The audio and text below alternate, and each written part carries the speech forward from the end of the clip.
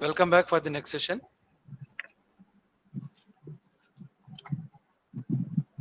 Am I audible? Yes, sir. Just a minute, sir. Madam will. Yeah.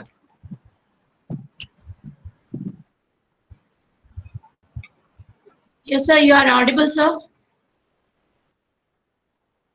Good afternoon, sir. This is Professor Shobha Bindu, sir. Good afternoon, ma'am. Sir, shall we start, sir? Yeah, There we are can. around 60 participants. Shall we start, sir? Okay. So I have 1.5 hours available. Yes, sir. Okay, ma'am. Nice. So I Sir, can start the sharing from my side, if you permit. Can I share the slide from my side? just a minute, sir. We'll introduce you to the participants and then we'll start it, sir. Sure, ma'am. Yes, sir. Welcome all back to this particular session, and this is a very important session for all of us, as we all know that we are very busy in our life nowadays, and we are not on to any of the human consensus towards the others. But this particular session, as a part of Fit India movement, we are organizing this session, and to be frank, I'll let you know that I have attended one workshop for 1 week on universal human values and ethics, wherein Kumar Sambhav sir has impressed me a lot. And because of that, I have requested Kumar Sambhav sir to be a part of this, and I wanted his expertise to be given to all of you. So I want all of you to get exposure to his teaching, and I think all of you will be impressed by Kumar Sambhav sir, and see that harmony will be within you, will be invoked, and thereby your family harmony and the societal harmony also will get changed here. So because of this, I have asked Kumar Sambhav sir, especially I requested him, and he has given his time towards this. I thank him a lot for being with us now and sharing his views. I request Sudhir to introduce Kumar Sambhav sir to the audience. Thank you, madam. I feel privileged to introduce Dr. Kumar Sambhav sir. Dr. Kumar Sambhav sir is the head of the department at UP Institute of Design, Noida. Sir has completed his BTech from IIT Kanpur in the Department of Mechanical Engineering and also MTech from IIT Kanpur, PhD from IIT Kanpur. Sir has worked with Tata Motors. Dr. Kumar Sambhav sir has been involved with activities on value addition since 2001. He is a resource person for basic and advanced level workshops and faculty development programs on universal human values for over the past 10 years. Sar is one of the contributors to the textbook, a foundation course in human values and professional ethics.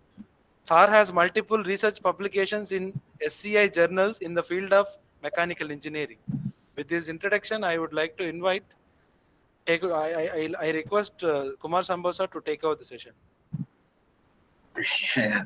Thank you, sir. Thank you, man. So nice to be in touch with all who are there in the session. And in this session, we are going to talk about human values. And this is a very brief session, 1.5 hours. But I think in that brief session, we can start that process of exploration, and we can get to know what does human value mean and what is to be understood, how it can be an essential course for any professional course, you know, be it engineering or pharmacy or architecture or law or whatever. So second thing I'll say that we expect this course to be this session to be interactive.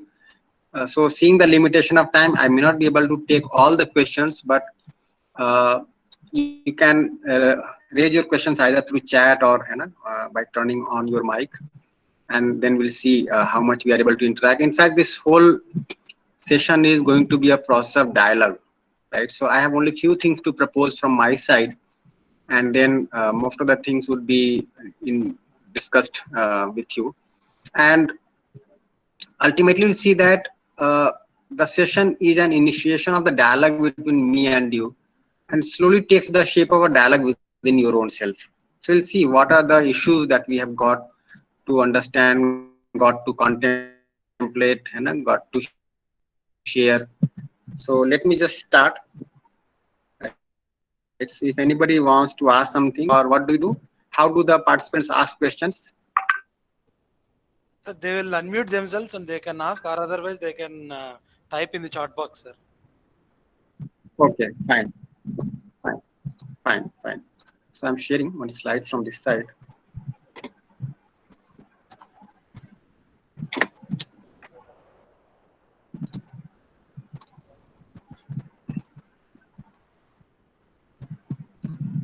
Is it visible, sir? Yes, sir. It's presenting now. Okay, nice. So we are going to talk about basic human aspiration and its fulfillment. So we all are human beings. We all have aspirations, right? And we have been working day and night for it.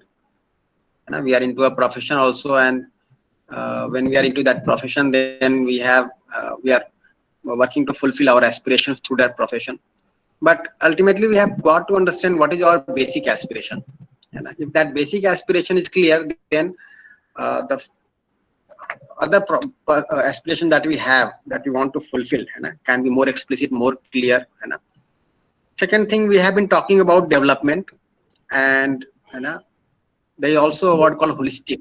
So we need to understand what is the meaning of holistic development. So as a human being, we all want to develop, right? But when can we say that we are developing in a holistic manner? When can I say that as a human being, my development is holistic, or it is only lopsided in one dimension? So how do I understand the meaning of holistic development, and what could be the role of education? Since we all are in education and we are shaping the lives of students, so you have got to understand the role of education in developing the life of the students in a holistic manner. So we'll discuss these issues in this session. So one thing to start with, that we are in this process of education sanskar, and ultimately we want the education sanskar to be humane, so that it can fulfill the aspirations, the basic aspirations of the human being who is going through that process.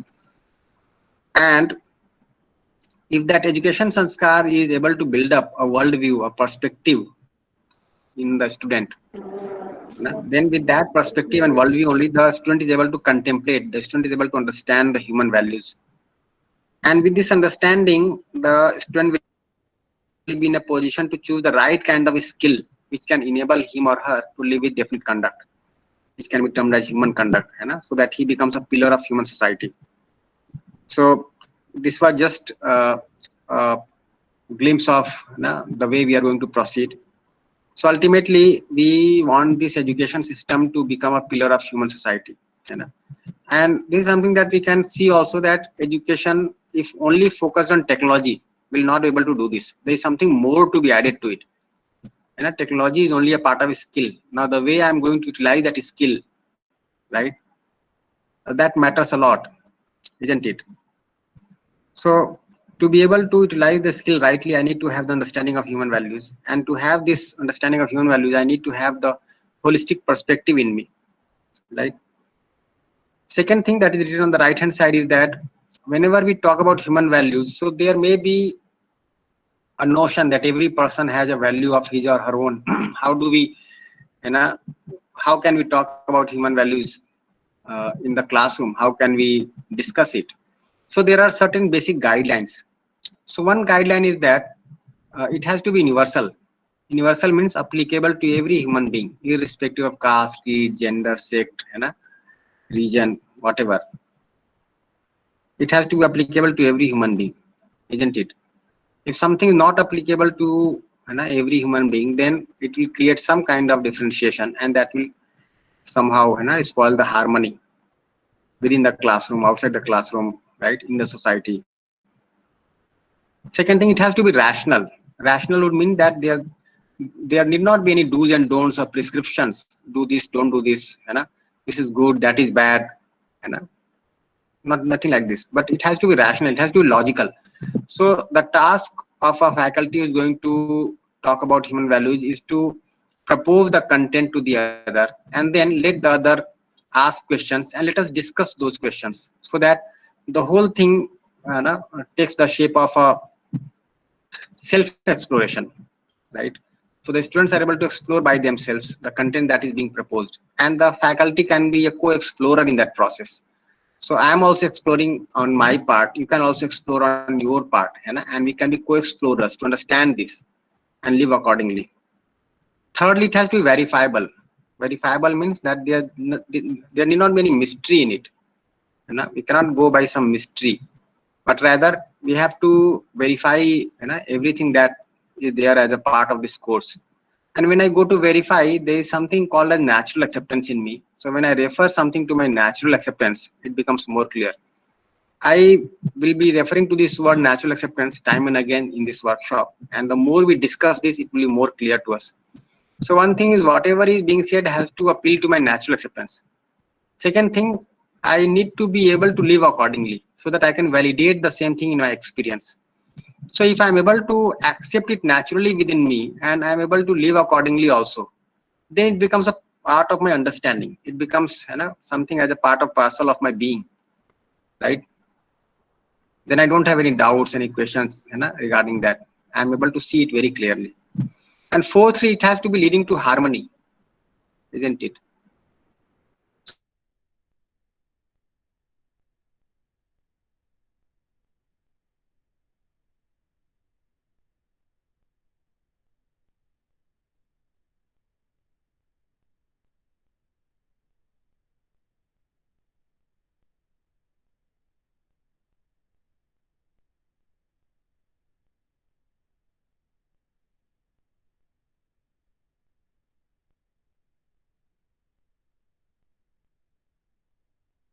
Of such a society. In fact, education is the strongest foundation for anything that is going to happen in the society, right? Because through education only our thoughts are developed, our understanding is developed, we are able to plan our lives. So if at an early stage we are able to give this kind of input to the student, then the student will be in a much better position to live a life which can be harmonious and fulfilling.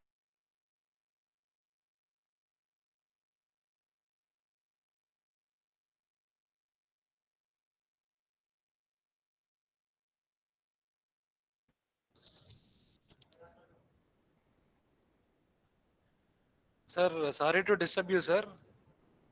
Sir, your voice is not audible. It's breaking sometime in between the session. Sir?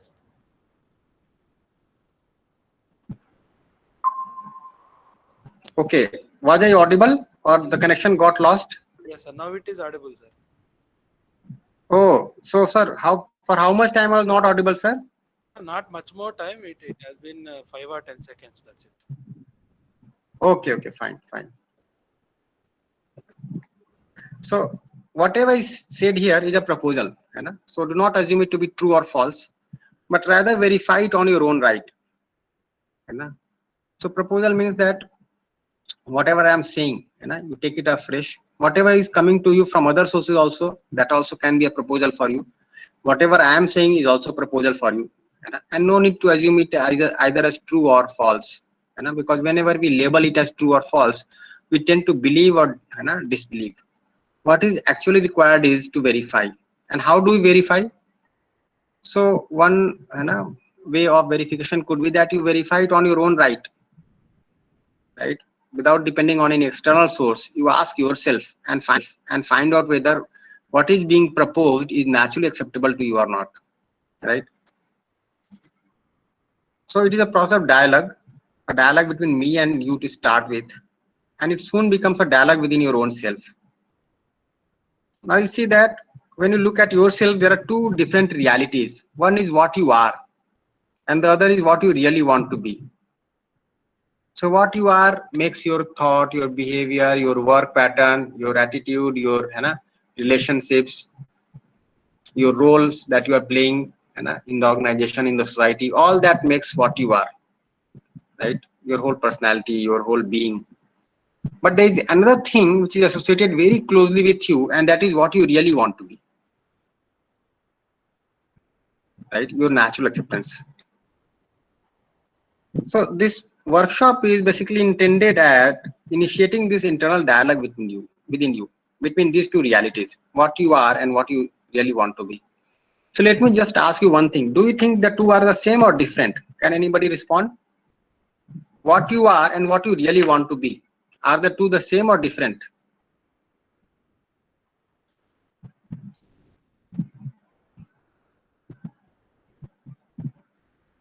Any response from any participant? Different. Okay.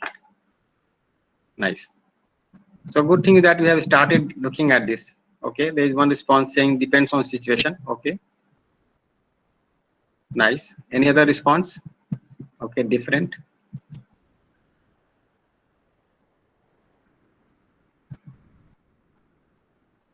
Fine. So let me proceed. So some questions are written on the left hand side. Do we want to be happy? Do we want to be prosperous? And do we want to have the continuity of the two? So this is something to reflect upon. Ask yourself. There is a symbol put here. Pause and think. So you have to pause and think over these issues. So do we want to be happy? Can I have some response? Yes. Okay. Nice. Do we want to be prosperous?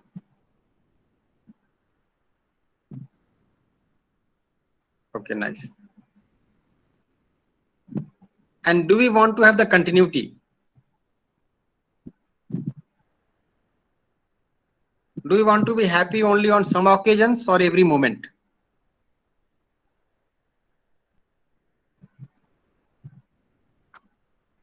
You can respond by saying every moment or only sometime. Let me see what are the responses. Okay. Every moment. Okay, nice.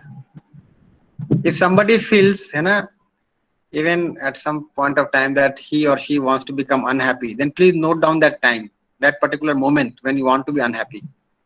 So you'll see that there is no point of time, there is no moment when you want to be unhappy. There is no moment when you want to be deprived, but rather you want to have the continuity of this. So nice.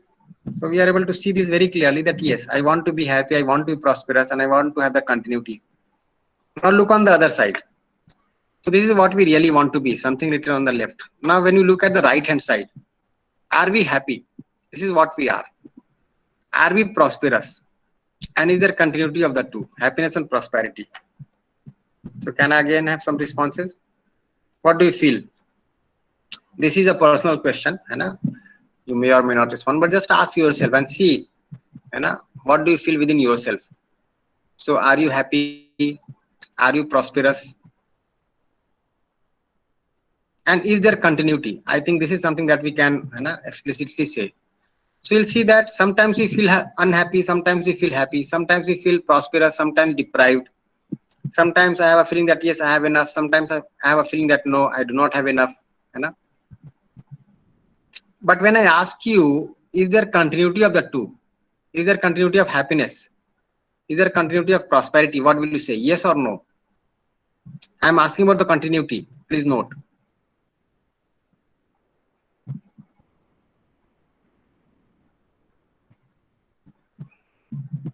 What do you feel? Is there continuity or not? Yes or no? Okay, Sarika ma'am is saying not continuous. Nice, ma'am. Okay. Okay, Veman Chari sir is saying yes. Kavita ma'am is saying no. Okay, nice. So find out. Now this is something as a reflection for your own self. See, I want to be happy every moment, whether I am happy every moment. I want to be prosperous every moment, whether I am prosperous every moment. So you'll see that mostly you'll see if you try to evaluate it properly, you will see that there is no continuity. So we want to have continuity, but there is no continuity. So this is again something as a something to pause and think, something to reflect upon oneself. So you'll see that there is a contrast between something that is written on the left hand side and something that is written on the right hand side. The two are not the same. So why this gap? Why this gap between our desire and our state of being? Between what we really want to be and what we are? And what are we doing to fill this gap?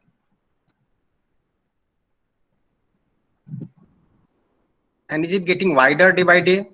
or getting filled up day by day?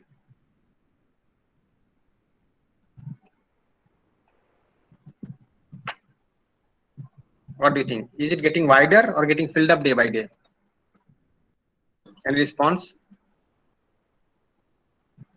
Okay, nice, nice. Very sharp and prompt responses coming. Very nice. Yeah. So this is something that we are going to do throughout the session. Nice. So it is getting wider day by day.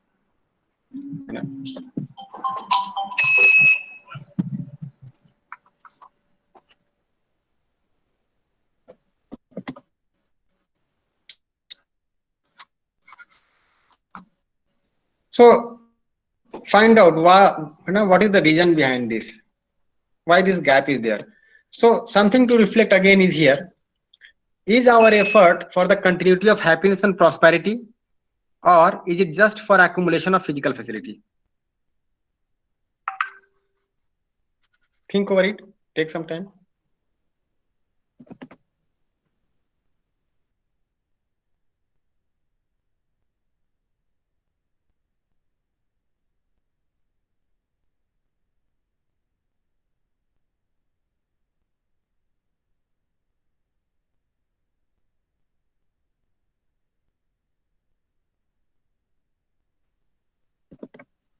So what do you think? Our effort is mostly for continuity of happiness and prosperity, or is it just for accumulation of physical facility?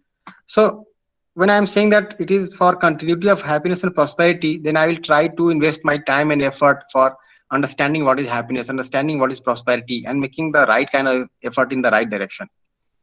But there can be another case that assuming that physical facility is going to ensure happiness for me, I may invest myself mostly for accumulation of physical facility.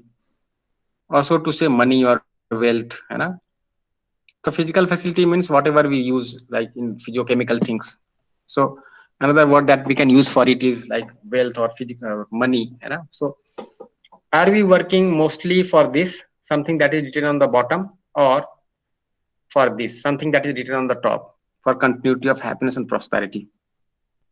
So you can respond by saying one, when it is for continuity of happiness and prosperity, and two, if it is for just accumulation of physical facility. Think over it and please respond. Is it one or two?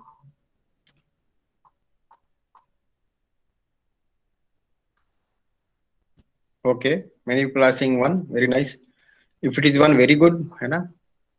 But again, try to find out. See, when you are saying that I am working for happiness and prosperity, then it means that I am trying to contemplate upon what is happiness. I am trying to understand what is prosperity. But it may be the case that I am assuming that this is going to ensure happiness, and I am working mostly for physical facility, or so to say accumulation of money or physical facility or wealth. Right. So this is something that you have to look into seriously. How much time in a day do I invest for this happiness, understanding happiness, ensuring happiness, and how much time in a day I invest mostly for this physical facility part? So think over it. We'll keep on reflecting upon this. So if you look at it very closely, you'll see that most of the time we are engaged in the second part, getting up in the morning, then getting prepared, and then moving to the office, and then working the whole day, and then getting back tired, and then so many things that we are doing, but it is ultimately mostly focused on this. The problem may be something else, somewhere else, and we are working mostly for this. So think over it. This is just another issue for you to contemplate, to think, to pause. So just find out, have we assumed that happiness and prosperity will be ensured when we have enough physical facility? Yeah, I think some mic got on. Okay. So have you assumed that happiness and prosperity will be ensured when we have enough physical facility? What do you say? Yes or no? Okay, good. So, okay, a mixed response here. Some are saying yes, some are saying no. Not exactly. Okay, no.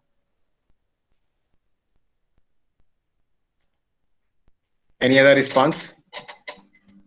Okay. No. Hemlata ma'am is saying no. Okay. Any other response? You can give a detailed response also if you feel so. Okay. Nice. So just find out what effort are we making other than accumulation of physical facility. Any response on this? If you say no, है ना, then what effort are we making other than accumulation of physical facility? Okay, there is one response saying that it differs from person to person. Okay. Yes, it depends on. Okay. Sarika ma'am is saying it depends on our definition of happiness. So can we define happiness? What do you think? Can the definition of happiness be universal?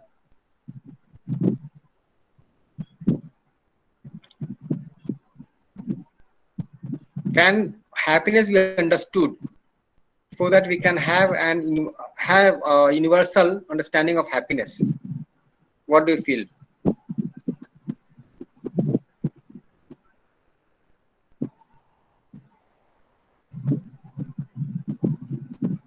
Okay, think over it. Think over it. So physical facility is something that is necessary. So when an animal has lack of physical facility, it becomes uncomfortable. But when it gets the physical facility, it becomes comfortable. For example, when a cow gets a stomach full of grass, it becomes comfortable, sits and chews the cud, isn't it? So if there's an animal, let's say there's a cow in your house, and you feed the cow twice a day, give water thrice a day, provide a shade, and the cow is very comfortable. It will simply sit and chew the cud, right? But what happens with a human being? When a human being has lack of physical facility, he becomes uncomfortable, unhappy. But once he gets the physical facility, he forgets about it and starts thinking about 100 other things. Is it the way? Does it happen with you? For example, let's say you do not have a house of your own today. So you feel that, yes, I need to have a house of my own. Tomorrow, you may have a house of your own, right? You are living in that house, but you do not have a car of your own. So you'll see that once I did not have a house of my own, I was thinking day and night for owning a house, going for purchasing a house, paying the EMI and so on and so forth. Now that I have a house, I simply forget about it and start thinking about that I do not have a car of my own, even though I have a house, right? So I need to have a car of my own. Now, the moment you have a car of your own, you start thinking about something else, right? Okay, I have a house, I have a car, but my house is so like very simple to look at. I can't have. Why can't I have this drawing room, which is so good to see, and so many things. You see that this keeps on happening. So if I do not have any physical facility for myself, and I am very much concerned about it, I try to fulfill. But once I have this physical facility, right, I simply forget about it. I start thinking about several other things. So check for yourself if you feel happy every day that you are getting enough to eat.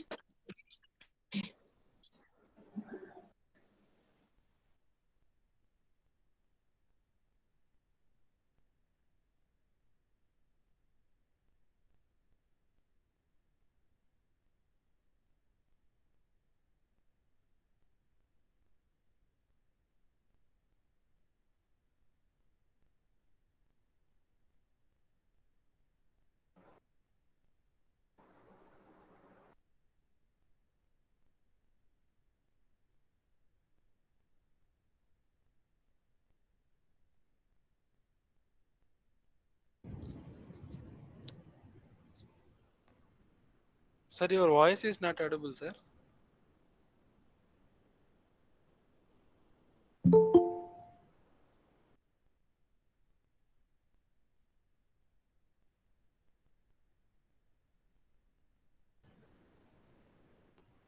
Sir, your voice is not audible, sir.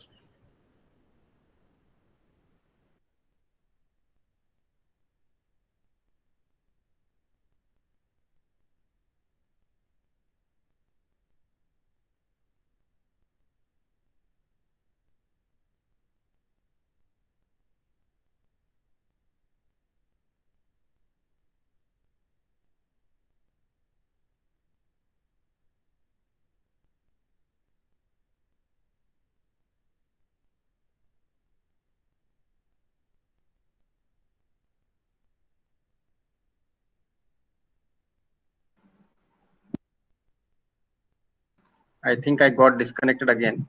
There's some net problem here. Okay.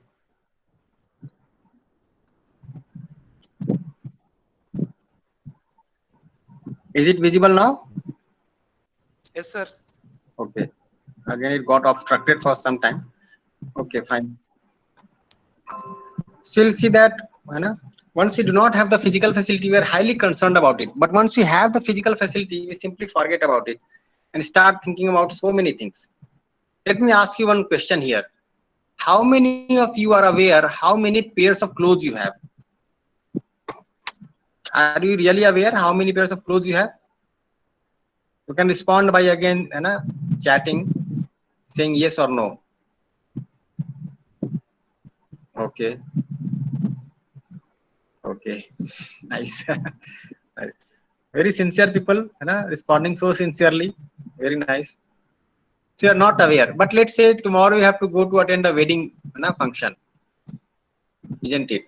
And then you may have a thought of going for some new clothes, some new garment, isn't it? And we are not even aware how many pairs of clothes we already have. But we may think of going for some new pair of garments.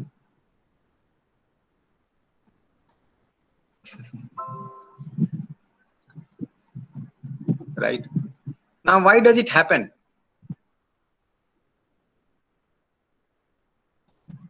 Now, let me ask you another question. Suppose you go to some function with a very exotic kind of dress, very costly exotic dress, costliest among all that have appeared there in the function. And just try to find out what has been the purpose of your dress that you have gone for. So probably it can be to get respect from others. Now just try to find out that with that costly dress, what are you getting ultimately? Is it respect or envy? Yeah, Dr. Rajesh, I think, yeah, your video got on. Envy, isn't it? And what were you aspiring for? It was respect. Okay. Jyoti ma'am is saying nothing. Okay, fine. Fine. So we went for that particular garment to get respect from others, but ultimately what we got was envy. Right? This may be mostly the case, but again, do not go by what I am saying. Try to find out yourself. So one thing is for sure that we may not be aware of how many pairs of clothes we have, but we may still aspire for more, isn't it? So something more is required. When you go for that pair of clothes also, you see that something more is required. So physical facility is necessary for a human being, but something more is required. Right? Now again, try to find out this. To find out what else is required over and above the physical facility, reflect upon this. Is the unhappiness in our families more due to lack of physical facility or more due to lack of fulfillment in relationship? So first let us see whether there is unhappiness in the family or not. And there might be nothing bad in sharing that there might be unhappiness in the family. And then try to find out what is the major cause of that problem, of that unhappiness in the family. Is it more due to lack of physical facility or more due to lack of fulfillment in the relationship?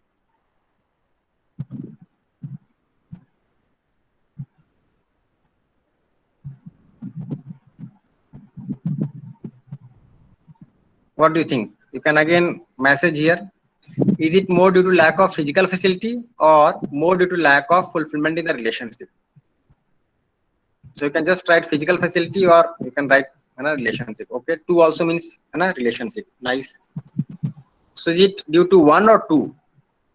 One would mean lack of physical facility, two would mean lack of relationship. Okay. Sumit sir is saying sometimes both. Okay, there also you can see what is the major reason. I have been asking major reason. Okay. Okay.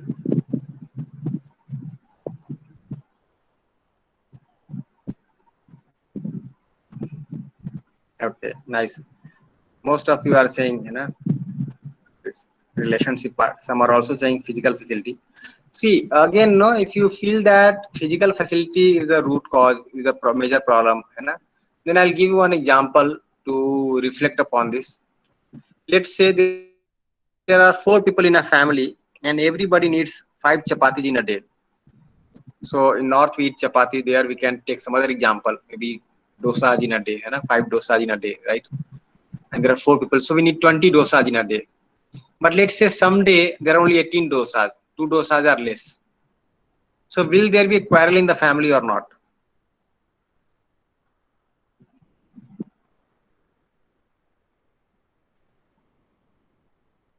Okay.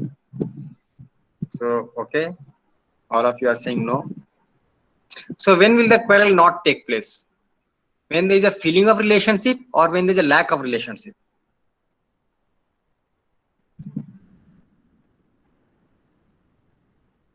Yes. When there is a feeling of relationship, then no quarrel will take place. But when this relationship is lacking, then there will be a quarrel, है ना? Fight for food. So if you see, when there is no feeling of relationship, then people will fight with each other to take the food away.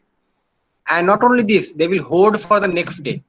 Because if tomorrow also the same situation appears, then how will they manage? So it may appear, you know, that the fight is taking place due to lack of physical facility, but ultimately this is due to lack of relationship. If there is a feeling of relationship among the members of the family, then they will join together the next day to produce enough. So just think about it.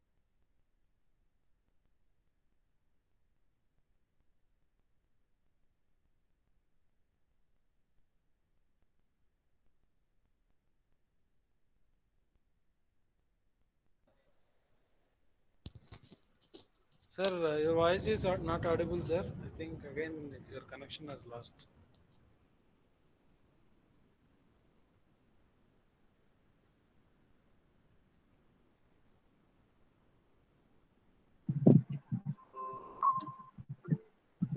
They are more due to lack of relationship, you know, not due to lack of physical facility.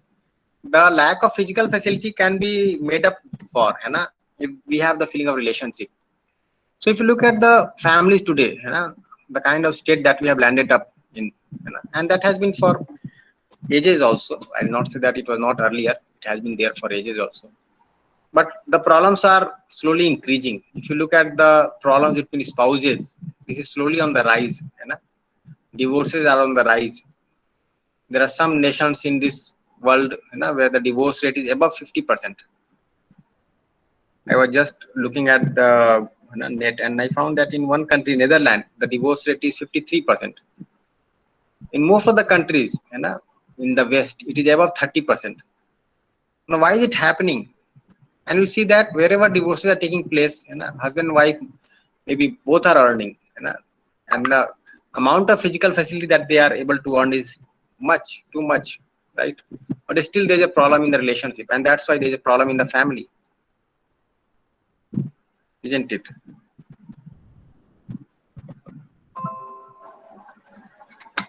So you'll see that the unhappiness in our families is more due to lack of fulfillment of relationship and not due to lack of physical facility. So, but again, find out how much time and effort we are investing for physical facility and how much time and effort we are investing for fulfilling the relationship.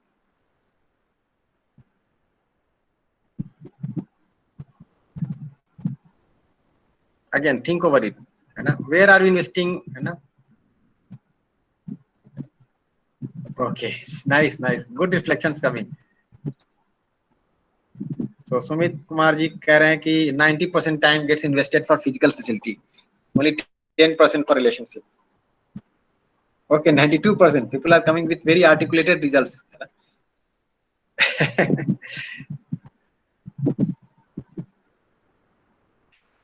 Okay, nice. Think over it.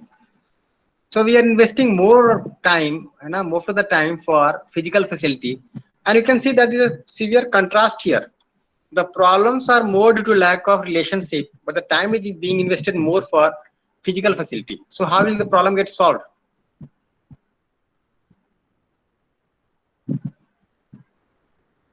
Let's say there is a family in which husband and wife both are earning, right? And they have a good package. but they have a feeling of competition with each other. Will there be happiness in the family or not? If husband and wife are competing with each other. Okay, Vamanchari sir is saying that there will be happiness. Okay, let us look into this. Yeah, so if there is a feeling of competition, there is a feeling of jealousy, between spouses, and this is going to happen. Unhappiness is going to be there. Let's say parents might have a lot of physical facility, but the children are not able to see the affection in the parents.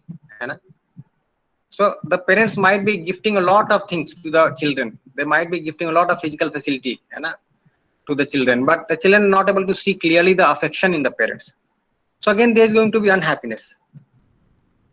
So if you look at the relation between husband and wife, if you look at the relation between parents and children, you can see that this kind of thing is going to happen. So there may be two brothers in the family, but let's say they are competing with each other. They are having envy for each other, right? They are not able to accept each other. Then again, this kind of situation will emerge. So ultimately, if you see, you'll find that we are investing most of the time for physical facility, right? And not for fulfillment in the relationship. But the problems are more due to lack of relationship and not due to physical facility. So there is a story about a professor. One night he was looking for his ring below a street light. So anyone who passed by just asked him, that professor, what happened? He said that my ring is not to be found. I am trying to look for it.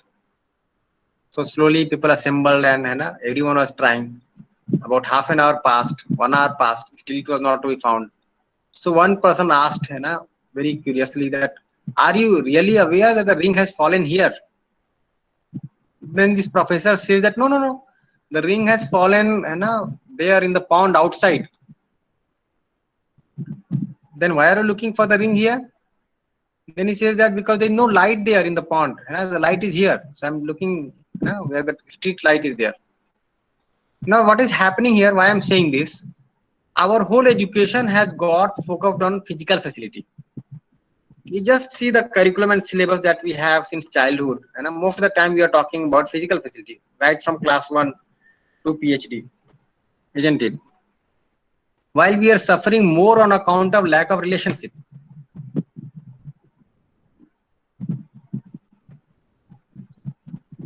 Is it fine?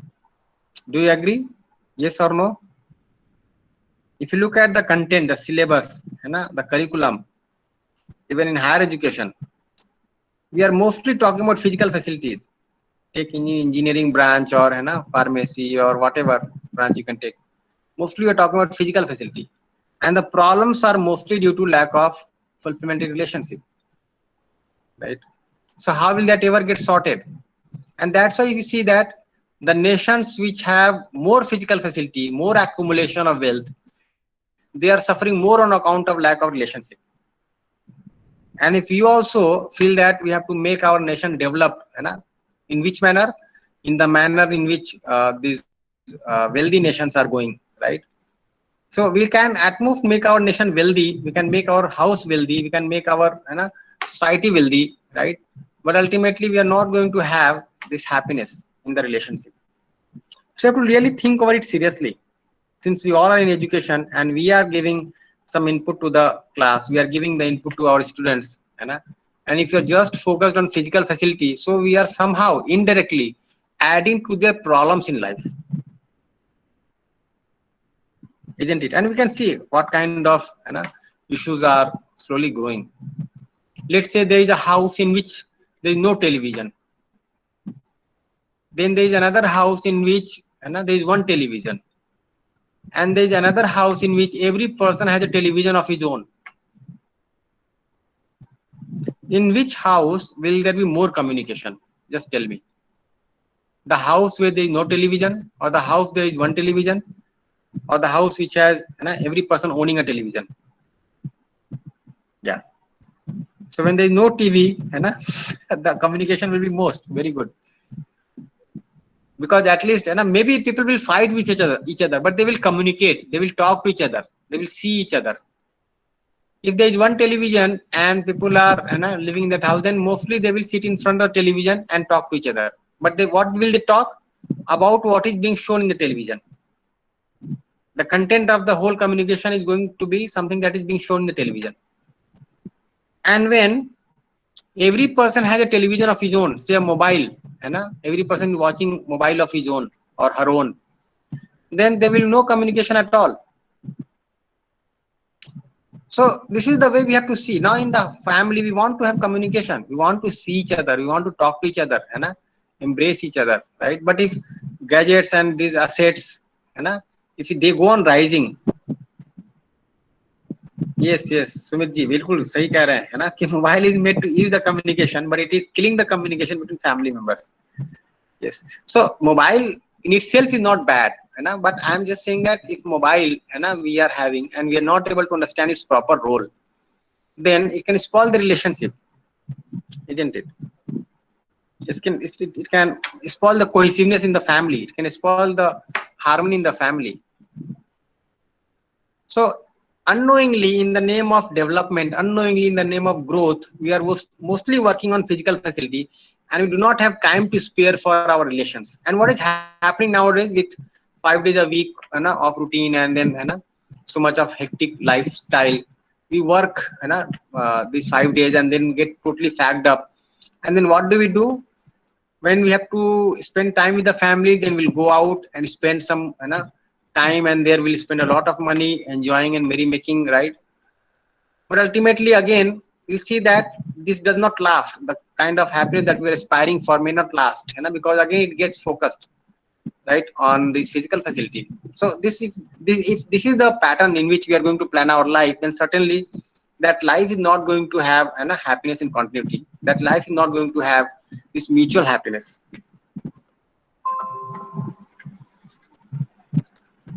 So you'll see that the unhappiness is more due to lack of fulfillment in relationship, but most of the time and effort gets spent for physical facility. For human being, physical facility is necessary, but relationship is also necessary. Get it? So we are not trying to demean the role of physical facility. It is necessary, but there is another thing which is necessary over and above the physical facility, and that is relationship. And when you examine carefully, you'll find that this is a fundamental difference between animals and human beings. So the physical facility is necessary for animals and necessary for human being also. But you'll see that for animals, the physical facility is necessary as well as adequate. And physical facility may suffice for an animal, but certainly this is not going to suffice for a human being. See what happens in a jail, which is termed as a punishment. You provide food, you provide water, you provide shelter. What you don't provide is relationship, because you are cut off from the family. And if somebody is cut off from the family, it is termed as a punishment. So certainly for human being, this is not adequate. If you ever feel that no, for animal also this is required, then for human being it is much more required, isn't it? So an animal will never think of making the career of his or her child, right? But we do think, we feel related so much.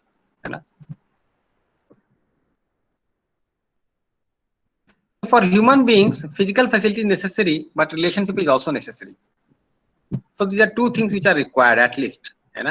So for animal, you will see that they are necessary and largely adequate. For human being, it is necessary but not adequate. Now again, what happens? We do recognize the need for relationship, but what happens next? We do get into arguments, opposition, fights, even in the family, with close friends, with colleagues at work, in the marketplace. And every time we have a fight, we want to resolve it. We say sorry, patch up, and promise not to fight in future. But even though we don't want to, a fight takes place again. And what happens? We want the other to improve, and the other wants us to improve. Does it happen? Does it happen in the family?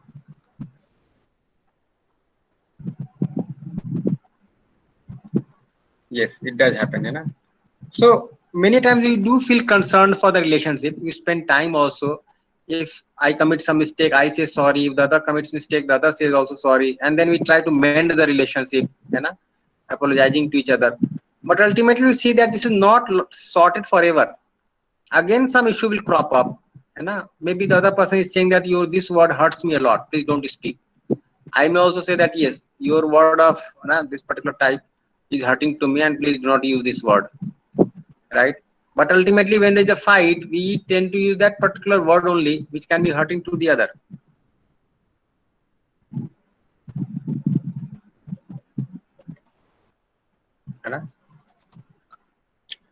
Isn't it? So is this happening?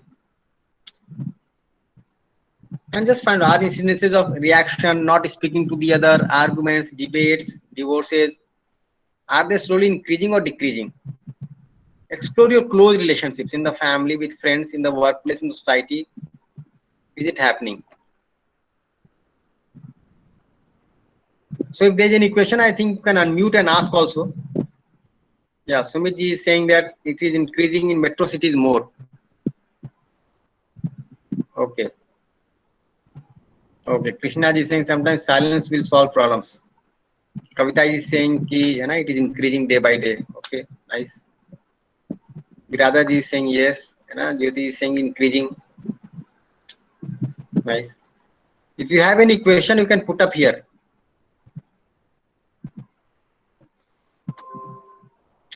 So this is happening, and these incidences are increasing day by day. So the next thing to find out is why is it happening? Although we have recognized the need for relationship, we are not able to have fulfilling relationships. It is not there to be seen. So why is it happening? So in spite of our acceptance for relationship, why is it happening? Find it out. So let us find out if there are three options here. Whether you want to have the feeling of relationship with others, or whether you want to have the feeling of opposition with others, or you have come to believe that living has to be necessarily in opposition with others. The struggle for survival, and the survival of the fittest. And check if you feel happy living this way. So how about one? You already said yes. How about two? Is there anybody here who wants to have the feeling of opposition? Okay, some points have been mentioned here that ego is a problem. Yes, so that may be one problem. Somebody says night time is a problem. Okay.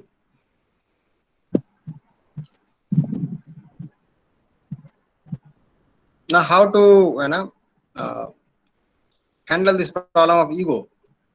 How to sort out this problem of ego? Okay, if time is a problem, then how to sort out this problem? So just find out, is there anybody who wants to have the feeling of opposition here? You will see no. But do you believe into this? That they struggle for survival and only the fittest can survive. If you believe that this is true, then you can write yes. If you believe that this is not true, then you can write no. Do you believe that this is true? They struggle for survival and only the fittest can survive. Okay, nice. Jyoti ma'am is saying that no.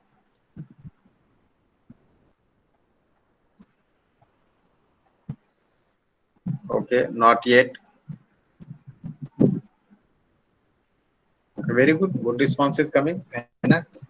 Every response says no. Okay, nice.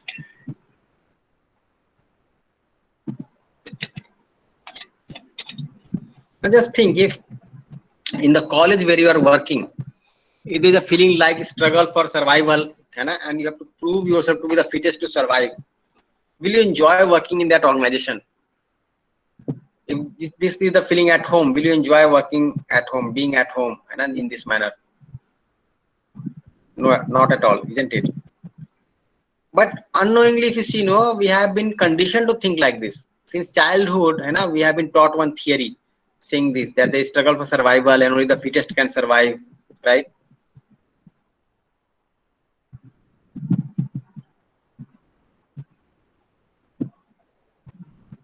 Any other reflection on this? Let me ask you a question. Let's say there is a house in which the food is enough only for one person, and there are two persons in that house. One is strong and the other is weak. Now going by this principle, struggle for survival, survival of the fittest, who will get the food, the strong or the weak?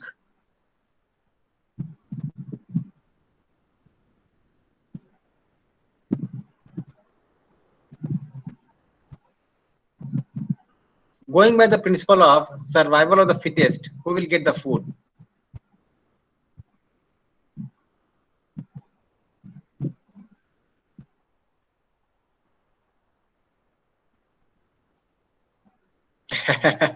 $75 to weak, 25 to strong. Okay, strongest, clever will get. Okay. Nice. So many ideas we are trying to put in here. Strong person will get.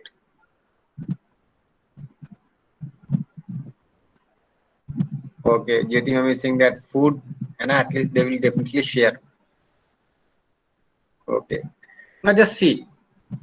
If you go by this principle of survival of the fittest, the strong person will get the food. But let's say I am just giving another insight into this. If the strong person is the mother and the weak person is the child, then who will get the food? Child. Very simple. Now what has happened here? Now there is a feeling of relationship. So the mother will feed the child first and then eat, isn't it? Now when there is a feeling of relationship, a different kind of scenario will emerge. Now what has happened? No, people try to study animals and they imposed something that was there for animals on the human being, and we became conditioned to think in a particular manner. But the moment you introduce relationship, these kinds of principles will not work. Just see between mother and child, parents and children, between younger brother and elder brother. If the elder brother, if you see there is a family in which the elder brother got a job, right? Then he will try to take care of the entire family, try to nurture the younger brother, so that the younger brother is also able to develop. Now, had there been struggle for survival, then he will simply drop and do something else, right? But this is not acceptable naturally. What is naturally acceptable is to nurture the other.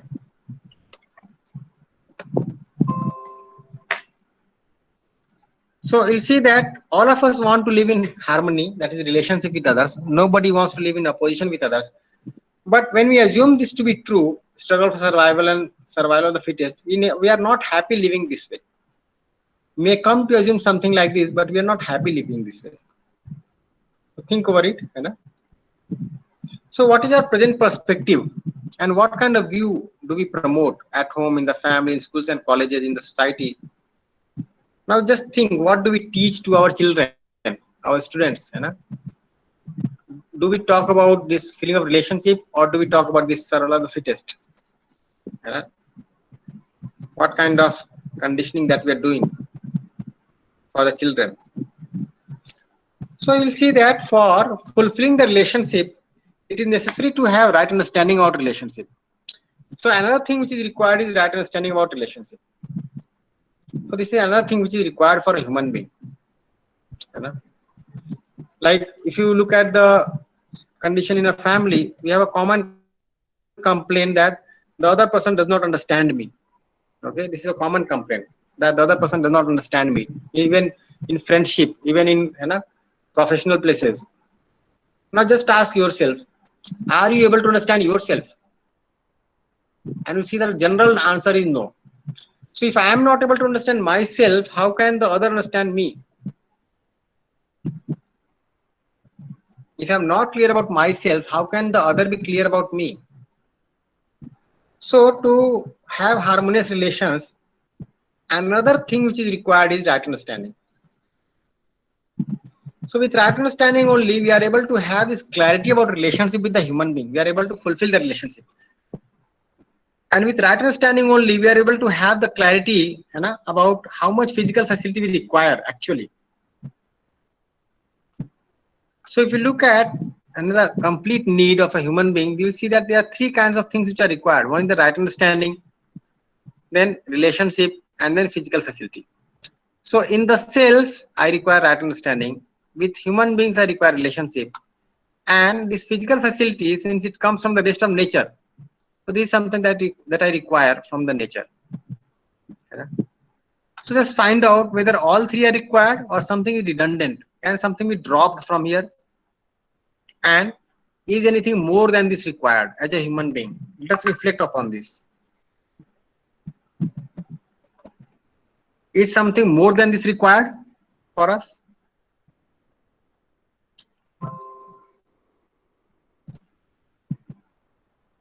If a human being has all the three, right understanding, relationship, physical facility, is something more than this required? Okay. Vaman Chari sir is saying yes. Can you just message this, sir? What else is required? Can you message this?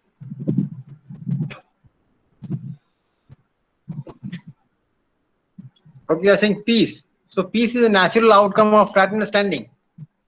If you do not have the right understanding, you will have conflicts inside, anxiety, turmoil inside, so you will not have peace. Okay, what else? Any other response? So are all the three required? Can we drop any of them? Just think, can we drop any of them? Either right understanding or relationship or physical facility? Can we drop the physical facility? No. Can we drop relationship? No. And can we drop this right understanding?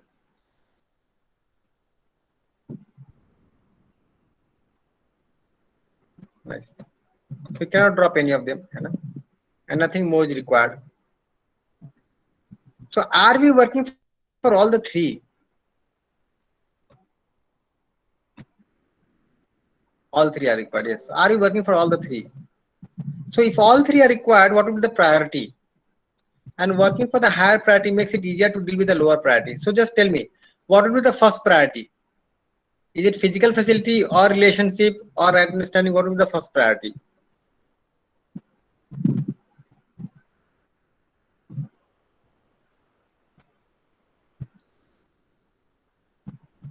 Think over this.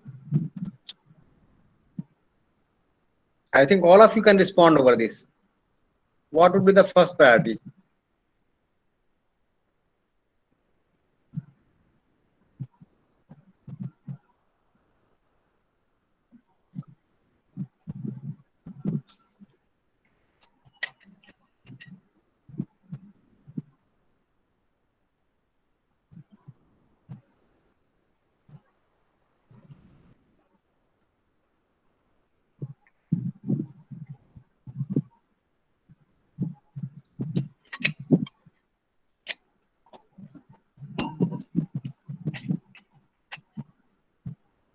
Okay, Jyoti ma'am is saying that if understanding is good, relationship will be good. Okay, ma'am.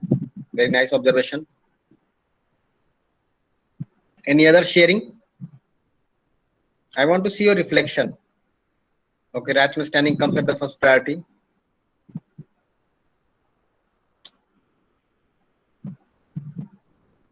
Any other reflection on this?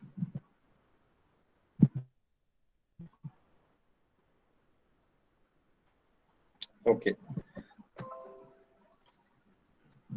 So think over this and keep on reflecting upon this.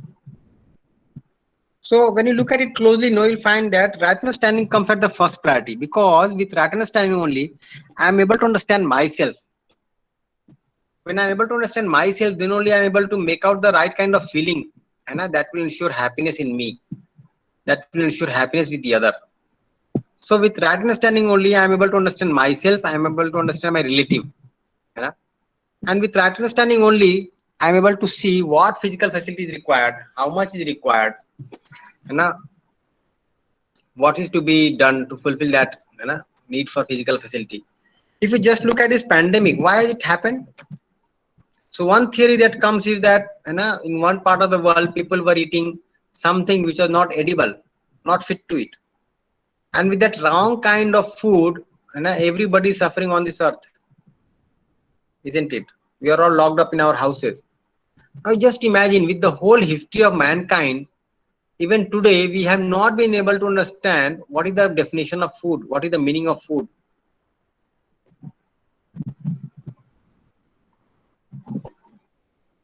Is it? not questionable, that we are not able to even understand what is food. We have done so much of research here and there, but we have not been able to define what is food, and we are eating something which is creating disharmony. So much, you know, that everybody has got locked up in the house. So with right understanding only, I am able to ensure and this fulfillment of the need for physical facility also. So this is the way it goes. So with right understanding and relationship put together, I am also happy. I am able to make the other also happy. So there is mutual happiness. With right understanding only, I am able to ensure mutual prosperity. I am able to see that yes, I have more than what I require. I feel prosperous within, and I am able to enrich the rest of nature also. Isn't it? So mutual happiness and mutual prosperity. And you just think that if I'm able to ensure mutual happiness, mutual prosperity in my every interaction, mutual happiness with every human being, mutual prosperity with every entity in nature, what else do I require as a human being? I have enough. I am a complete human being, isn't it? On the other hand, if the priority is only physical facility, and this part is not done, we are not able to ensure the right understanding, we are not able to ensure the relationship, then what will result is unhappiness. So you are unhappy within yourself and you are making others also unhappy. And we see that right understanding is not something exactly to do with the education that we are getting. And there may be some person who may not have been able to go to school, but he or she may be having to a large extent this right understanding. And there may be persons who have been through this education system, but they are completely lacking this, because they have been given this kind of notion that physical facility is everything, right? There is a notion that says that money is everything. You just think over it. So what will result here is unhappiness within oneself and making others unhappy. Similarly, sense of deprivation within, and what will result in relationship, exploiting others, depriving others, isn't it? So when you talk about a human being, what is human consciousness? When I am able to ensure all the three, then only I can say that this is human consciousness. If you are able to ensure all the three and living with all the three, because we can be fulfilled only by this, nothing short of this. So this is human consciousness. On the other hand, if somebody is working only for physical facility, since this can suffice only for an animal but not for a human being, this is termed as animal consciousness.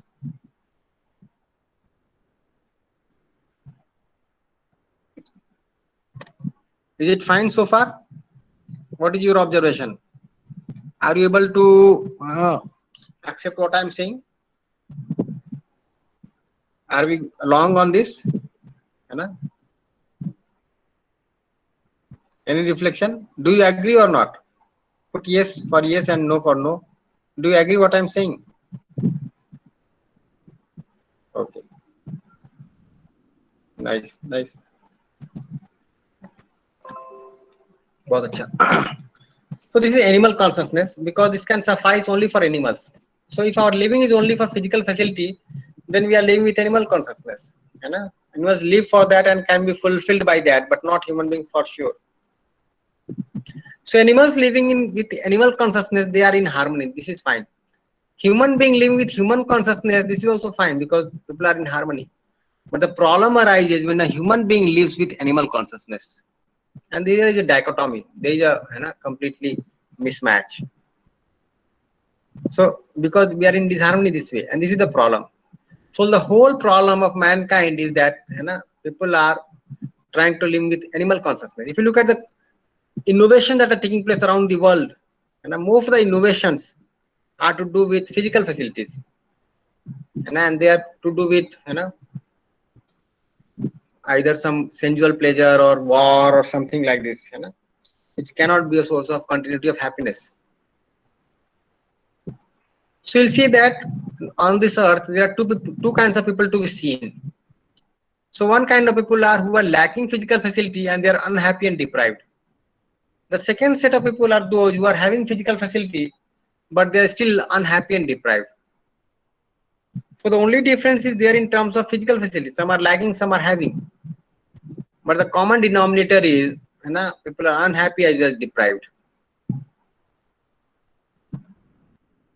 While what we really want to be is to have physical facility, at the same time to be happy and prosperous, isn't it? So where do you want to be, and where are you now? At 1, 2, or 3? So where do you want to be? At 1, 2, or 3? Can you respond? At 1 or 2 or 3? Where do you want to be? So the first one is termed as SVD square, Suvidha Vihin Dukhi Daridra. The second one is termed as S square D square, Suvidha Sampann Dukhi Daridra. And the third one is termed as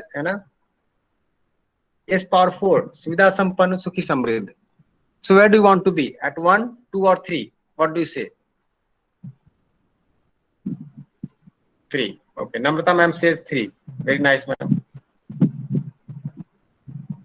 Okay, Krishna ji also saying 3. 3. Bahut acha.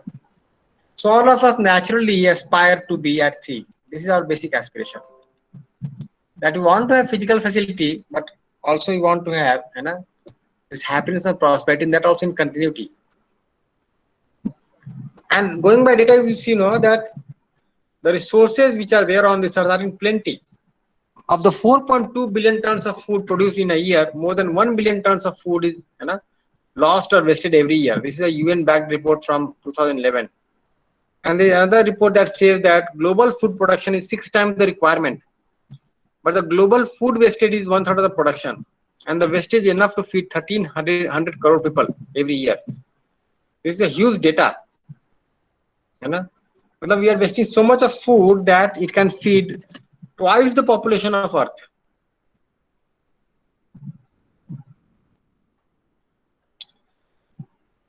So have we understood right utilization? Is it a question of production? Is it a question of distribution? Is it a question of relationship? So yes, it is not a question of production. It is a question of distribution.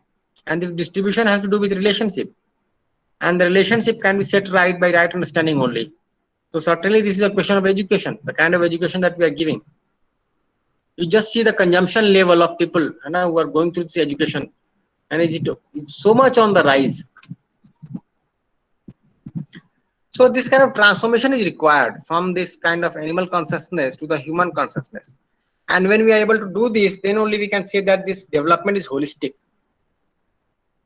So development is certainly not in increasing the physical facility, but it is in ensuring all the 3. So this transformation is required, isn't it? So what do you feel?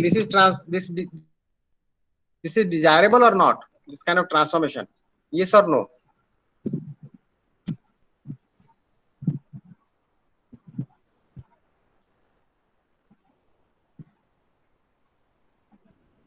Any response? Yes or no? What do you think? I think you can speak up also. You can turn on your mic if you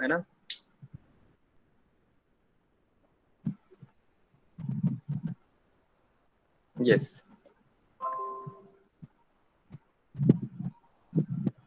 So again, when you reflect upon this, you say that this is highly important, and you see that we are not making enough effort for it. In fact, a good thing is that AICT has taken this initiative, and in every Atal workshop, this kind of session is being introduced. And let me mention that AICT was able to see the need for this kind of input in education 2 years back, and now it has become a mandatory course also in the 2nd year, as well as this is included in the induction program, that the faculty and students have to go through this kind of input. So we'll explore into this effort. So holistic development is the transformation to human consciousness. So this holistic development is not merely in increasing the physical facility. It is a transformation of consciousness from animal to human. And the role of education sanskar is to enable this transformation by way of ensuring the development of the competence to live with definite human conduct, living with human consciousness. So ultimately, the education sanskar has to enable this transformation. And for this, what it has to do? Ensure right understanding in every child. The capacity to live in relationship with every other human being. and the capacity to identify the need for physical facility and the skills and practice for sustainable production of more than what is required, leading to a feeling of prosperity. तो तीन चीजों की जरूरत है. One is right understanding, the second is the capacity to live with relationship, and thirdly, when it comes to physical facility, I should be capable of identifying, you know, the need, how much I require, and the skills and practice. So technology is only to serve for the skill and practice. When you teach some technological course, when you ask them to go to a lab and work hands-on, right? Then this is the second part that is being addressed. But how to identify the need? So if you see, this part is missing in the present education, the right understanding in every child. You know? Then the capacity to live in relationship also is missing. In fact, as a substitute, what is being promoted is to struggle, you know, to make yourself, you know, the fittest, assuming that every other person is our enemy. And in the third, if you see, you know, the capacity to identify the need for physical facility, this identification is also missing. The willingness to produce by way of labor is also missing. In fact, this has become a huge problem that after getting educated, people have a feeling that why should I work with my hands? Why should I make my hands dirty? You know? So it is generally assumed that the profession that does not ask you to make your hands dirty is superior, and something that makes your hand dirty is inferior, isn't it? And this can be a common feeling also. And the willingness to produce by way of labor is also missing. You know? People think that if I'm able to manipulate and earn, that would be the better way. You know? Why to work with your hands and then, you know, do some labor? And the core feeling that is generated is to accumulate more and more. And why? To consume more and more. And there is no focus on, you know, this at the level of mindset, at least production. So we'll see that the problems are an indication of the lack of effort for the holistic development. And most of the problems we see around us are really only the symptoms of human beings not living with animal, but with human consciousness. So the basic effort is required to ensure this human consciousness. So with human education, we are able to ensure this consciousness, and so that we are able to contemplate on the human values, so that our conduct becomes humane, and we are able to raise a human society. So this will take time. This was just an introductory session for this cause and for this purpose. So I'll give some more details about it.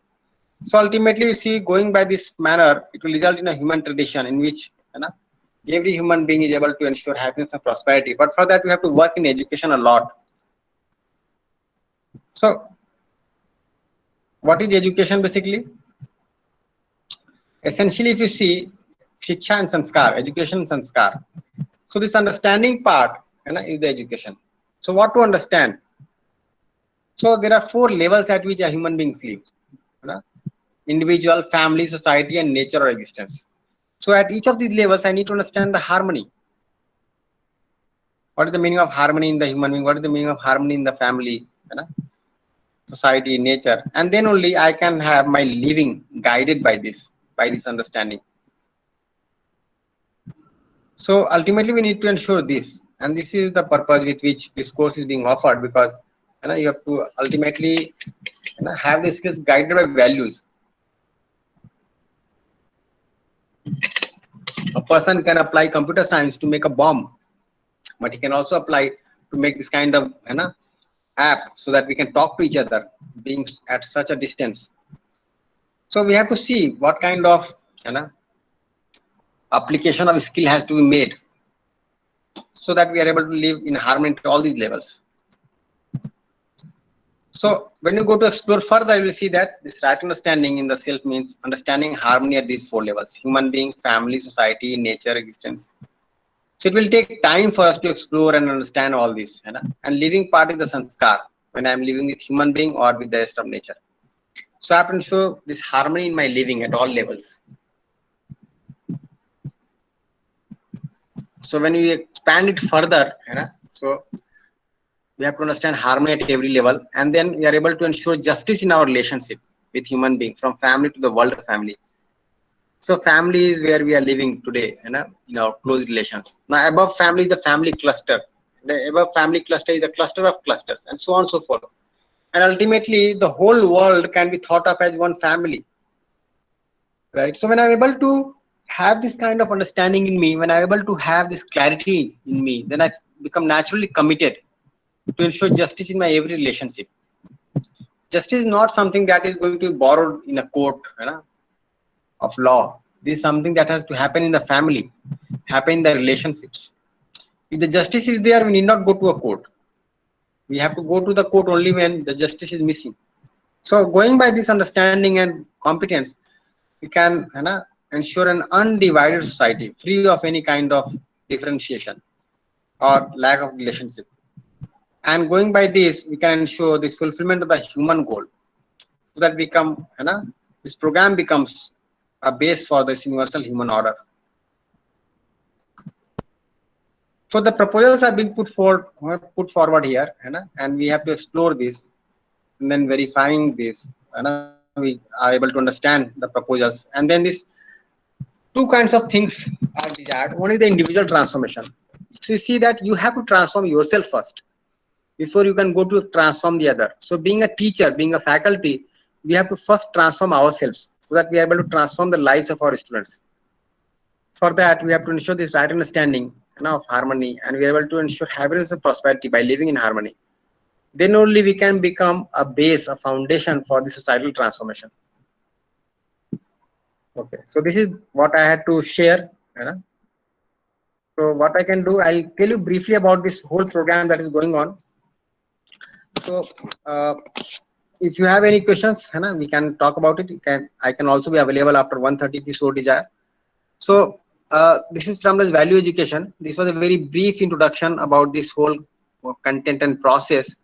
So to understand the harmony at every level, we have to have a complete workshop. So AICT has also included this as a very essential component of the induction program. So if you look at the 9th component, the base component is this human values, right? And for this, we are conducting workshops across the country in this online mode. Earlier, we were conducting workshops face to face, and since April, we are conducting this workshop in online mode. And let me tell you that AICT, when it planned to conduct this workshop, the whole team, including chairman, vice chairman, member secretary, they all attended this workshop with all the regional offices, and the whole team attended this workshop. Then we invited the vice chancellors of the universities. So there are 33 technical universities, and many vice chancellors from these universities came and attended these workshops. And then they planned that, yes, let us take this forward. So this is the way in which in your university it was included also. So it was included in fact much earlier. A good thing is that JNTU has taken it quite seriously over the past few years, and you are doing too good. In fact, I also learned that this course in the second year is also included now as a mandatory course for every student. And another thing I would like to say, though it may be needless to say, that the people who are conducting these workshops, they are not taking any remuneration. The faculty who are attending these workshops are not paying any fee, right? So no remuneration, no fee. Even let me tell you that the books which we are referring to, the textbook of this course, the authors of that book, they do not take any royalty for that book. It is offered just as a gift to the society, because when we have this feeling of prosperity, we are able to share this right feeling, right understanding with the other, taking the other as our family member. So this is just a gift from one family member to the other family member. And let me tell you that this whole process started way back about, let me say 25 years back, in some pockets in the society. Then at IIT Delhi, it was started through National Resource Center of Value Education and Engineering, towards the beginning of the 21st century. And then it was included as a course in IIIT Hyderabad. Then it became a formal course. And then in 2009, Abdul Kalam Technical University of UP included this as an essential course for all the students. And since then, this proliferation started. And after that, Punjab Technical University started it. Then many other universities joined. And today, not less than 40 universities. And after JNTU included, and after VTU included, this has become a whole kind of a big program. So many students are studying this course every year. But the thing of utmost importance is the preparation of the faculty. So if you have this right understanding as the first priority, then you will work for it, and then you are able to relate yourself rightly to the students, right? And then you are able to make out how much you require in terms of physical facilities. So you will be at peace within, you will be having a feeling of prosperity within, a feeling of happiness within, right? And the same thing will be enjoyed by the student also when they are coming and looking at you as their teachers, isn't it? So from my side, I just invite you to attend the full workshop. So if you go to the AICT website and type induction program AICT, so you'll see a link there, and where the uh, page will open, and there on that page a link is available where you can register for the workshop. So we have the next workshop from 21st of this month, but this has got, the registrations have got complete. So another workshop is going to be organized in the first week of the next month, and the link will be open for that also. So from my side, this was all. If you have any questions, please let me know. I'll respond to all the questions. So ma'am, Yes, sir. yeah, any, Participants, if you have any queries, please do ask, sir.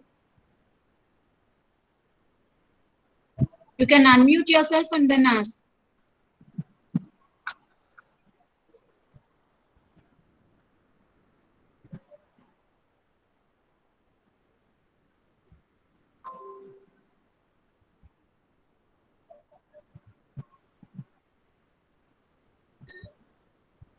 Don't worry, we'll share yeah. the attendance link. If you have Yes. any queries, please do ask, sir.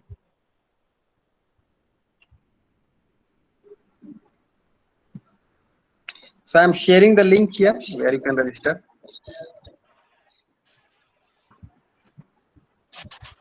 So this is called as FDPSI, Faculty Development Program for Student Induction. So you can see the complete list of workshops. Okay. For the English workshop, the links have got closed because the registration is over. So in every workshop, we have 1,000 participants, and we are registering not less than 1,500 in every workshop. Let me congratulate you also that the registrations for English workshops get complete so fast. People are so willing to come and understand. So we are really happy to see this.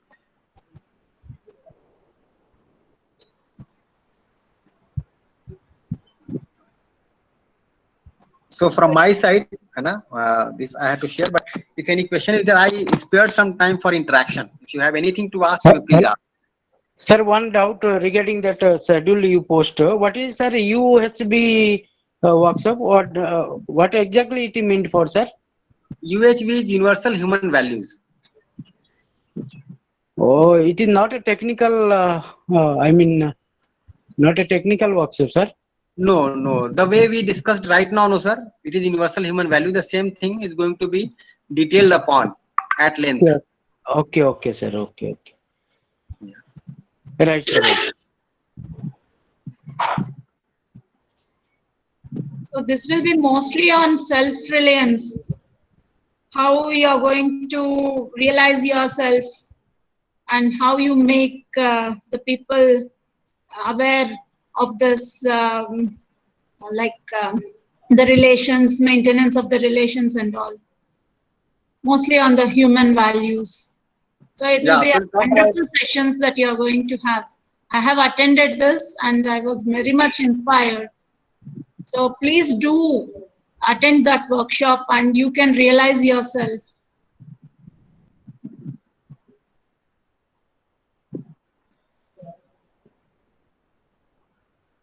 Any other question or query?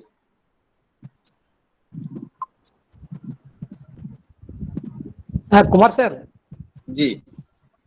I have attended that Universal Human Values workshop last month. Okay. And it was a very excellent program. But I did not get any certificate until till date, sir.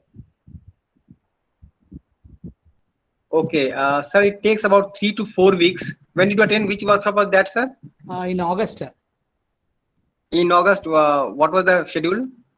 I think around second week, sir. Exactly. Okay, it takes 3 to 4 weeks for the certificates to be distributed. Yeah. Yeah. Other participants who are hearing, actually, it is very good for all faculty to attend that Universal Human Values because we can realize ourselves and we can guide the student towards self-realization. Thank you very much, sir. I am listening you for second time. Okay, okay, nice, nice, sir. Yeah, hello, sir. Yeah, yes, sir.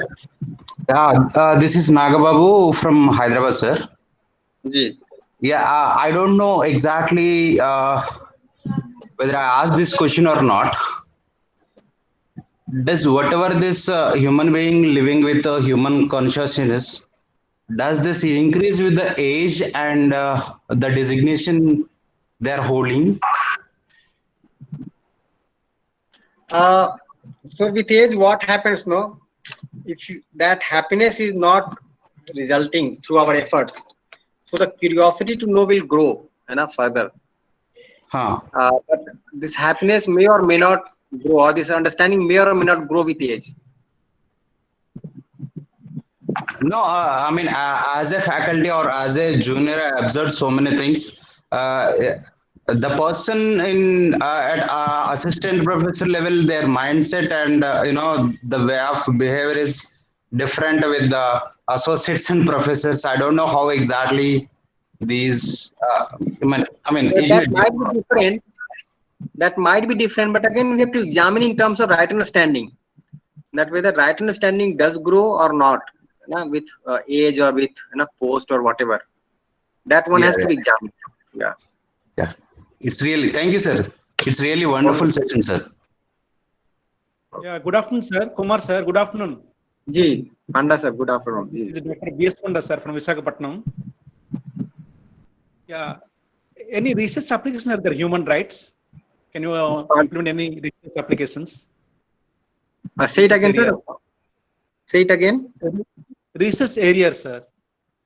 Mm-hmm. How to implement? Any patents? Okay, no. So let me tell you, sir, that human right, ultimately what is human right? Every human being has the right to be happy and prosperous. So this is the basic human right. And we have not patented anything here. Rather, everything is copy left and not copyright. Copy left means that this is open to every human being to understand and take it forward. Yeah, yeah. Yes, sir. Right, right. Yeah. Okay. Okay. Thank you, sir. So there's a query in the chat box. How to Yes, instigate self-responsibility in students? Okay, good concern. So now, before going for the students, let us ask ourselves, how do we become self-responsible? So when I'm able to feel the need for something, I become responsible to fulfill that need. So the moment I'm able to see the need for right understanding, I become responsible to fulfill that need for right understanding, to fulfill that need for relationship. So this right priority of the three that we mentioned right now has to be communicated. First of all, I have to contemplate upon this and I internalize this for myself. Then only I can become self-responsible. I can become self-organized. And then I'm able to take this message forward to the students, so that they also become self-organized. So I'll say that first of all, I have to work upon myself, become self-responsible at my own level. Then I have to take this message forward. And when I'm going to teach this kind of course, then ultimately the students are going to observe my living also, how much responsible I am, how much organized I am. And that will also give a message. So two inputs will go. One, what I'm talking, and the second, my living. Both will get communicated to the students. I hope I could make it clear, Venkat sir.